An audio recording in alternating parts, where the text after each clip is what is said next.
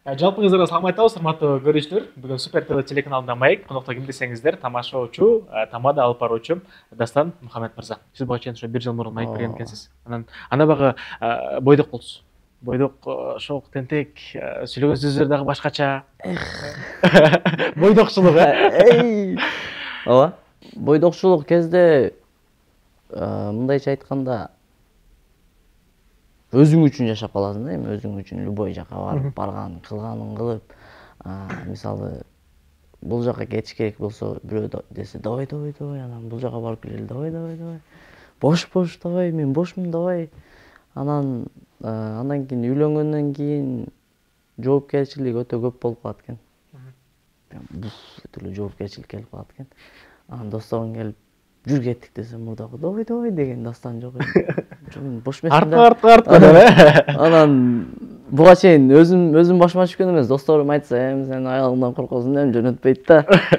Дейт элем анан. Мага айтып башташты, жок андай эмес депчи. Чындыгында бойдокчулук кездеги Дастан менен үйлөнгөн Дастандын айырмасы өтө чоң. Биринчиси кыйла токтолдум.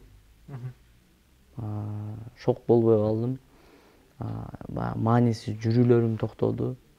Маанисиз расходторум токтоду. Кайсы жака күбө болдуңуз? Өзүбүз Баткенге, Баткен облусту, Лейлек району, Сүлүктүү шаары. Жубайым жаш, келечеги бар, келечеги кең, ырчайым Хадижа Камалидинова 2004-жылга 2004 инструменттердин көбүндө ойнойт, фортепиано, скрипка, ушундай иши кылса көп кырдуу талант экенин мен үйлөнгөндөн кийин билдим. Андай таланттардын иши кылса ошол жаш, үй бүлөбүз, Кудайга шүгүр, көз тийбесин. Жайды жакшы көрөсүзбү? Анын чексиз болушун каалайсызбы? Уюлдук оператору сиздин жайыңызды сонун кылуу үчүн жаңы акциясын уштайт. Барына чексиз супер тарифин 4 жумага болгону 850 сомдун ордуна 550 сомго кошуп алсаңыз болот. Кантип кошуу керектигин айтып берейин. Жон гана сим карта сатып алыңыз же азыркы колдонуп жаткан тарифиңизден жылдызча 155, жылдызча 854 буйрутмасын териңиз. Тарифти Остор дүкөндөрүнүн биринен промоутерлерден Мой О тиркемесинен кошуп алсаңыз болот. Барына чексиз супер тарифине кошулуу менен сиз максималдуу ылдамдыктагы чексиз интернет, О түйүнүндө чексиз чалуулар менен СМС, Кыргызстандагы башка түйүндүн абоненттерине чалуу үчүн 60 мүнөт, О ТВ сервисинде 40 телеканалды көрүү жана О кино сервисини 14 күн пайдалануу мүмкүнчүлүгү. Кененирээк О ЧККЖ сайтынан таанышыңыз. Жайдын күндөрүн да, түндөрүн да О уюлдук оператор менен бирге чексиздиктерди багындырып, жыргап өткөрүңүз.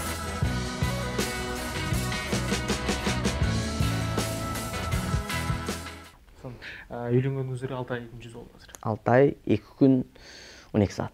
12 сааты менен билесе. Сонун азыр таанышканыңыздар тууралуу сурагым келип турат да. Алгач кантип таанышкансыздар, кайсыл жактан эмне болуп? Көрчү. Сиз той алып барасыз. Тойдон таанышкансыздар.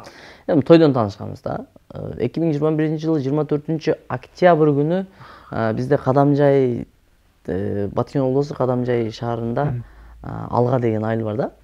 Анан ошол жерге мен заказ алып калам. Буга чейин мен сурабайт элем да. Ырчы кийим, жарчы кийим депчи. Анан хорошо, заказ алынды, келдик, келип эле анан Жыргал деген дос балам менен дуэт элек. Келдик, кийиндик, кызматка даярбыз, программаны түздүк. Ушинтип эле турсак анан биринчи кайнатам кирип келди, ноутбуктарын көтөрүп. Анын артынан эле Кайдыжа кирип келди. Жүрөк дүгүлдейт. Жок, ошондо бир башкача болдум да. Анан эме болду. Бир жактан бир ичимден бирдемге болдум да, жанымда турат Жыргал дос бала, доска айттым. Жакшынакай кыз экен деп койдум да. Үйлөнсөң деп койдум ошол жерде, жакшынакай кыз экен. Мен анын 2004 экенин билбейт элем анда. Анан ошентип тааныштык, таанышсак эле ошол жерден келип чогуу сүрөткө түштүк. Анан мен да өзүнчө депчи, мени тааныйт экен депчи. Анан ошол моментте видеолору чыгып, сырттан бир кээде мына Инстаграмдан көрүп, ушундай кылып жүргөн учур. Бирок ага чейин мен Инстаграмдан көрүлө экен элем. Ырында боло элек экен элем, башка нерсе кыла элек. Ошол күнү биринчи жолу көрдүм. Анан тааныштык, анан ошол күнү бир эки ырчы агалар бар эле. Дайрис Мадияров бар эле, дагы бир экөөсү местный ырчылардан. Эми чоң той болгон да. Анан бизге отдельно бир кабинада чай кылып туруп, ошол жерге чайга түшүп, эми таанышып, сиздин атыңыз ким, менин атым ушундай, кайната айтып, номериңизди берсеңиз мен сактап койсом, заказдар болсо айтып калдым. Хорошо, жакшы болот эле. Деп ошол күнү номерин алдык. Номерин алып, таанышып, Инстаграмда кандай контент кылса болот, эмне кылса болот, эми өзүм билгенимче айтып, ушундай кылыңыздар, ушундай кылсаңыздар жакшы болот. Анан ошентип таанышып кетишти. Кеткенден кийин эле Инстаграмдан бири-бирибизди упомянуть кылган экенбиз. Мен аны кошуп, ал мени кошуп. Ата-эне тамашалашып айтып коет элем, мен кайчан силерге келин кылып берем депчи. Сен каяктан болот сүрүктү. Кой, ал жак алыс экен, эчтеке кылбайт. Бир тойго барганда эле кыйналасың, анан калган нормально эле болот деп. Анан ошону менен бирге мен Кадижага жазып, ушундай болсо, ушундай кылсак депчи. Анан кыйла баягындай эми кыздарда болот го по-любомучу. Койчу деп мындай маани бербей жаза бересиң, чала бересиң. Анан кээде ойлоп каласың, эмнеге мага бул кереги бар? Токто баары аракет кылып көрөйүн. Ошентип жүргөн момент. Анан ата-энеме айттым, ушундай жолугуп сүйлөшүп көрүңүздөр деп айттым. Хорошо, сенин выборың, өзүңө окшош экен, сени түшүнөт, өзүңдүн чөйрөңдөн как раз экөөң эме кылып алсаңар, шаарга чыгып жашап, эмеңерди алып кете бересиңер, карьераңарды деп туура кабыл алды. Түз кабыл алды. Жолукканда дагы ата-энемди, кайната кайненени бир заведенияга чайга отургуздум. Өзүм сыртка чыгып кайра кирбей койдум.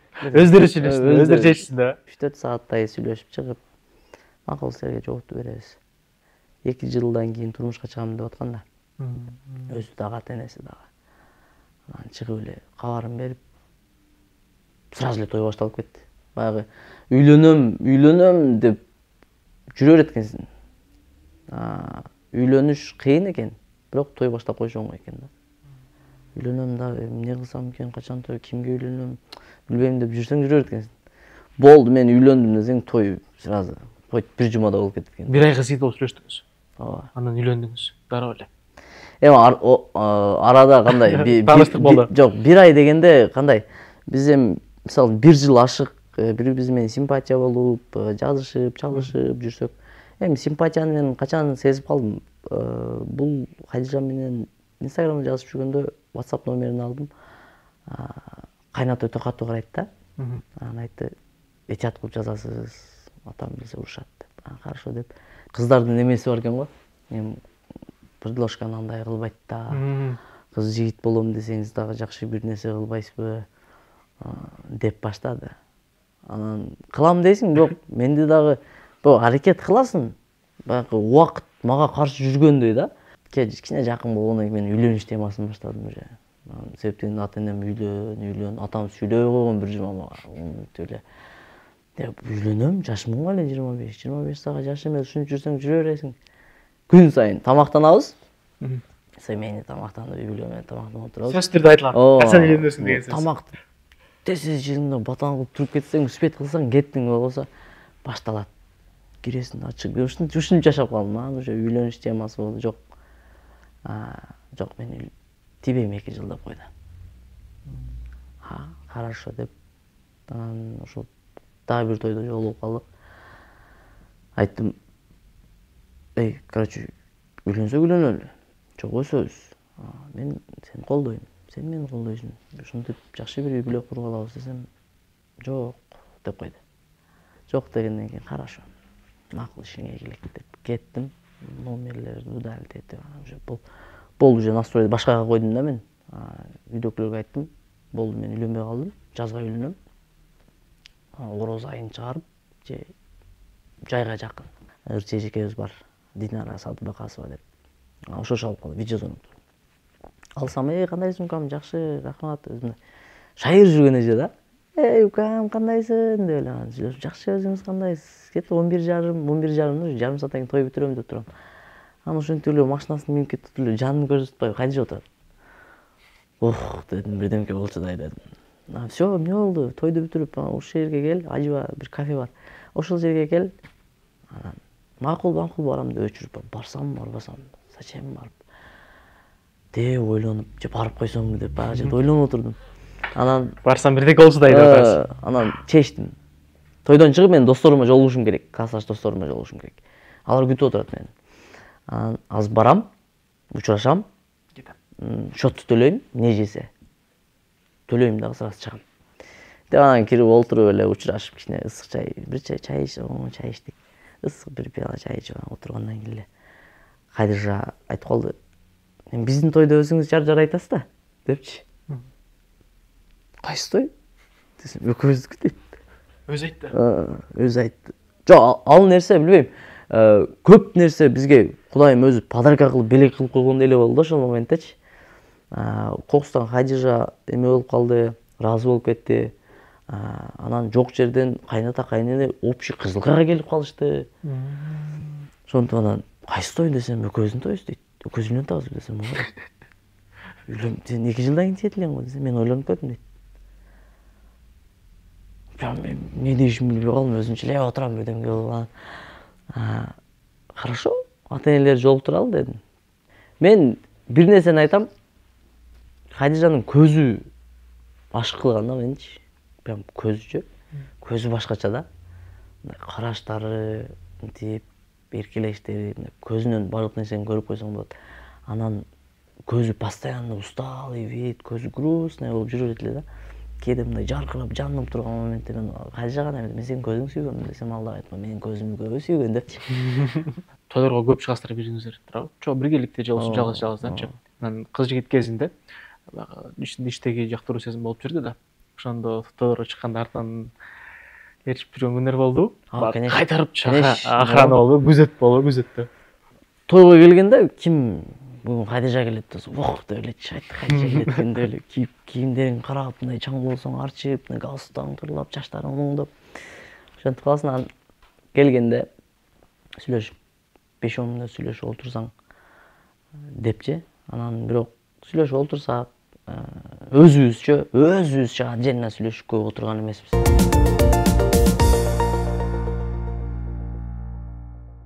Бага эки чыгармачыл инсандын бир үйдө тутумдалышы кандай экен азыр? Бир аз кыйын экен. Себеп дегенде кандай десем, мен өзүмдү айта турган болсом, мен мисалы 1-2 сааттык концерт бериш үчүн мага 1 ай убакыт кетет да. Күнү түнү даярдап алышым керек. Же болбосо ушундай оюндар, Өзбекстан, Ташкент, Казакстан, же болбосо өзүбүздүн Ошто, Бишкекте оюндар болуп кала турган болсо, мен 2-3 күнү жок болуп калам. Ашып кетсе 1 жума жок болуп калам. Даярдык менен эртең менен турам, 12-1де даярдыкка кетем, түнү 2-3дө келем. Ошентип жүрүп, ортодо баягындай внимание бере албай калат экенсиң. Анан бир убакта мен айткам да Кадиржан мага биз экөөбүз үйлөнсөк, ырларын жаздырабыз, клиптерин тарттырабыз деп. Анан Кадиржанын өзүнө дагы иштей албай калат экенбиз. Кадиржа плюс өзү дагы келиндик милдет деген бар. Аны аткарбаса эми уяттуу да эми бизде айылда. Жойгон апам кайненем капа болбосун, кайнатам капа болбосун деп ал дагы жумуштар менен жүрүп калат экен. Ыр жазганы, клип тартканы убакыт болбой калып, же менин даярдыгым менен жүрүп, ошентип бири-бирибиздин тилибиз табыш башында кыйын болду. Анан отуруп айтып калат, ушундай кылабыз, этиги эле эмнеге кылбай атабыз деп, анан ситуацияны түшүндүрүп. Азыр бири-бирибизди толукан түшүнүп калабыз. Азыр айтып калдыңыз го, бири-бирибизди түшүнүп жашап калдык депчи. Анан үйлөнгөндөн кийин бир жубайыңыз жолго салынды. Аябай бир талкуу жаратты десем болот, ал нерсе. Соц тармактардын бүттүгүндө жүрдү. Дастандын жубайы жолго салынды, Хадиша. Анан тилекке каршы бир айга жакын убакыт жетпей чечип салды. Эмне болуп кетти депчи, эмнеге Дастан каршы эле ошол баягы жолуктун салынышына же жолуктун чечилишине депчи. Ал жолук боюнча бизде план бар болчу. Кадиржа мага айтып калчы, жолук хиджаб эме кылсамбы депчи. Жакшы ой, хиджаб кийсем, жакшы ой, мощный. Качан? Бирок билбейм качан экенин. Бирок жакын ортодо кийсемби деп атам. Деп анан мен жакшы эле реакция кылдым, ооба, хорошо. Ошол моментте жанагындай намазник сатып алып үйдө намаз окуп, анан бир күн даяктан келдим, бир тойдон келдим, үйгө келсем намазник менен жүргөн экен. Прям башкача болуп, деп элечи, деп айтып коюп жүрдүк пландын баары эле. Анан ошол менен бирге бир медресеге барып сабак алып, тамга үйрөнүп, эме кылып жүрүп, Ороз айында ошол медресе Азырет Айша деп чай берет, ифтарлык мындай айтканда. Ошол жака барып туруп булар эме кылышат, апам менен барып тамактанып наркы берки кылышат. Ал жерде ар түрдүү сөздөр болот, 100дөн ашуун эжелер хиджапка кирет, наркы берки болот. Анан Хадижа менен ушул Динара деген эжекебиз сыртка чыгып келели дейт да, анан кайра келгенде эле биздин мына Хадижа кызыбыз дагы жоолукка кирди деп турса, апам үчүн дагы жаңылык болот да. Апам үйгө келип, бар жок жайгалышып, наркы берки кылып мага чалды.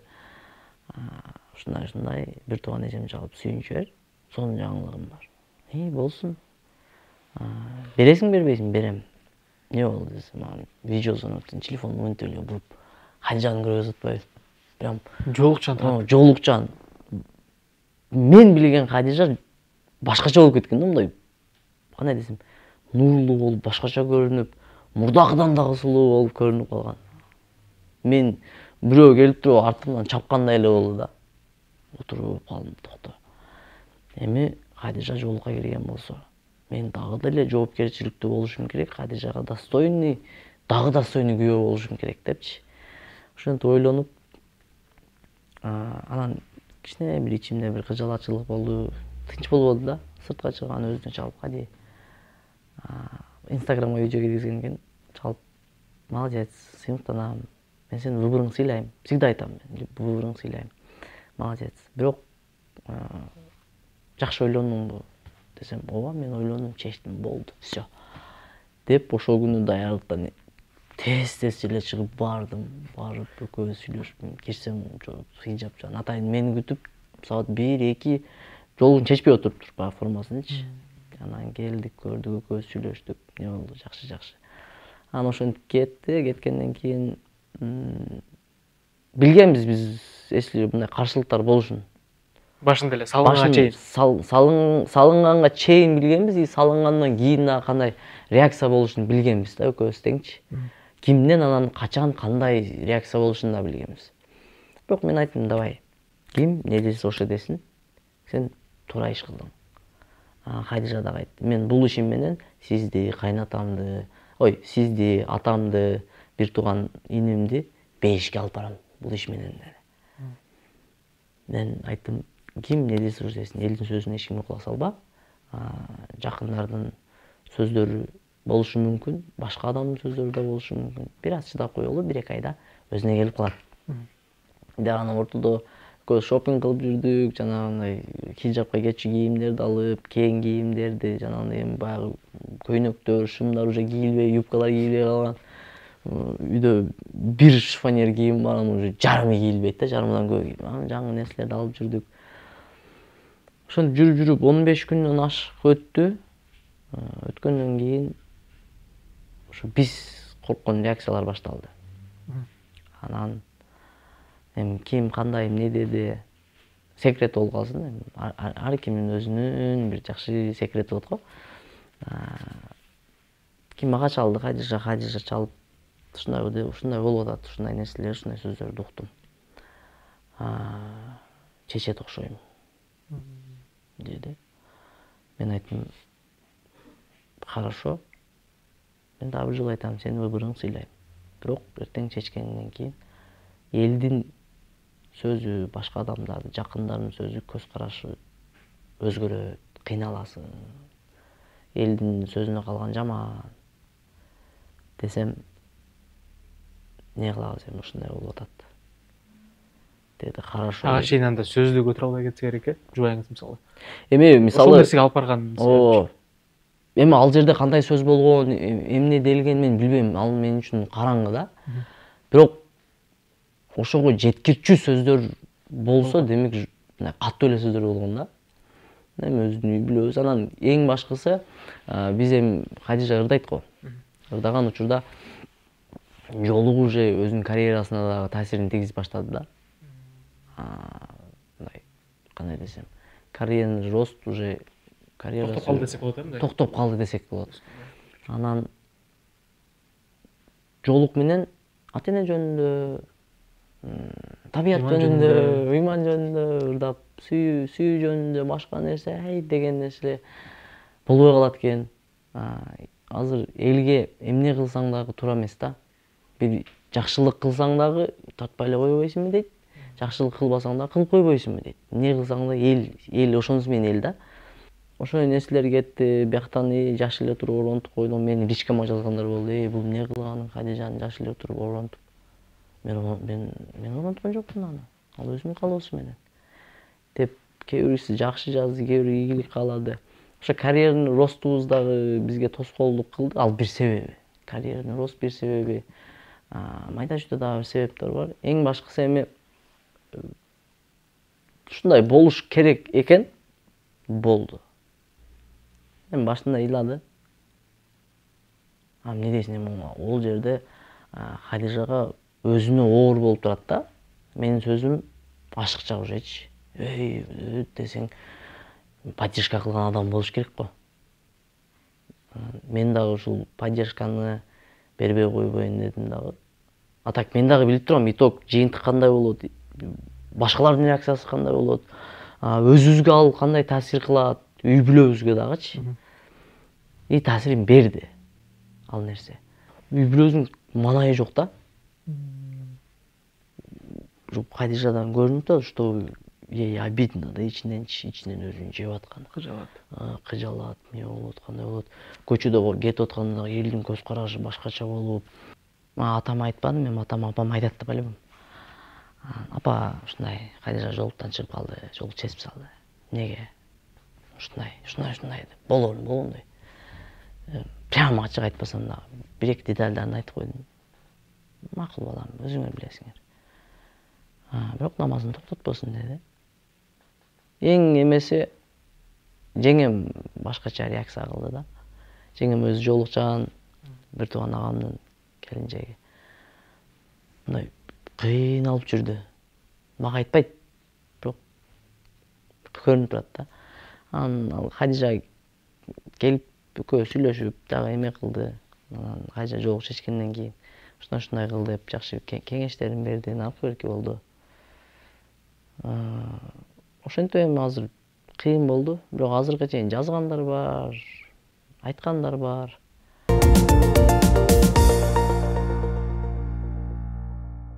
Гастролдоп жүрүп 14 майда Бишкекке концерт койдук. 13 майда Кадижа кетти Сүлүктүгө. Неге? Себеп дегенде ал педагог, мугалим мени сүйгөн. Начальник класска. Анан 9 базадан тапшырган. 2022 11-дө өттү. Быйыл уже эмен Бишкек. Ошол жакта жүрүп, менин историямдан көп чыкпай калды. Мен анын историясынан көп чыкпай калдым. Анан ортодо кичине таарынышып калдык. Менден отписка кылып салып атпайбы? Анан Сүлүктүгө кеткенден кийин. Мен дагы андан отписка кылып коёмбу? Анан уже элдерге тема табылып калат. Мындай болду го. Анан личкама жазып башташты. Кадижа какта жүрөт? Жаныңан көрүнбөй калды го деп, Айылда, үйүндө. Неге? Сиз кимсиз да? Сиз кимсиз? Неге сурап атасыз? Кызык мага дейт. Ошентип бир-эки СМСтерге маани бербедим, күндөн күнгө СМСтер күчөй баштады. Анан ушак сөздөр өзүмдүн жакындарымдан чалып, дос кандайсың, жакшы, аяш мага жашып кеттиң. Астагфирулла, эмне кылып атасың? Неге ушундай сөз? Кадижа айтып баштады, мындай кылбасак болбойт окшойт, мага дагы жазып атышат. Деп анан макул эми элдер унчукпайт го деп жүрүп калдык. Эми ошол моментте параллельно биз тойго дагы чогуу барбай калдык, наркотик болуп калды да. Себеп дегенде гастролдо жүрүп көп той алган эмесмин да. Анан Кадижа бир күнү чалып айтып калды, ушундай бир история чыгарып койгончу, мен кайра сизди перестория кылып упайм этип коеюн. Болду дем деп, анан видео алдым. видео кылып киргизгенден кийин анан бул нерсе токтоду да ошол. Сонун маек үчүн убактыңызды бөлүп келип бергениңиз үчүн сизге терең ырахмат беребиз. Бар болуңуз, оорубаңыз. Урматтуу көрүүчүлөр, биз ушуну менен бүгүнкү маегибизди жыйынтыктайбыз. Биз сиздерди жакшы көрөбүз. Кайрадан амандашканча бар болуңуздар.